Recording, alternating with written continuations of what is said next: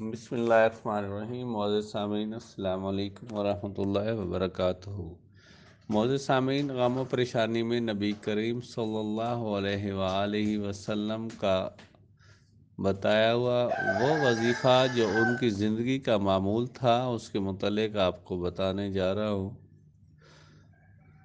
حضرت قاسم بن عبد الرحمن حضرت عبداللہ رضی اللہ تعالیٰ عنہ سے روایت کرتے ہیں کہ جب بھی نبی کریم صلی اللہ علیہ وآلہ وسلم کو کوئی رنج، غم، فکر، تکلیف پیش آتی تھی تو آپ صلی اللہ علیہ وآلہ وسلم یہ کلمات پڑھا کرتے تھے۔ یہ کلمات دیکھنے میں ہلکے اور وزن میں بہت بھاری ہیں۔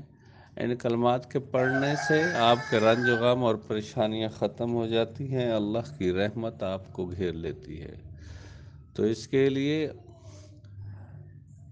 ہمیشہ پریشانی اور غم و رنج میں ان الفاظ کا پڑھنا ایک مجرب عمل ہے۔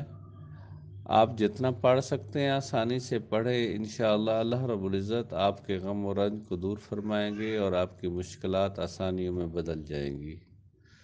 الفاظ یہ ہیں: بسم اللہ الرحمن الرحیم، یا حی یا قیوم برحمتک استغیث، یا حی یا قیوم برحمتک استغیث۔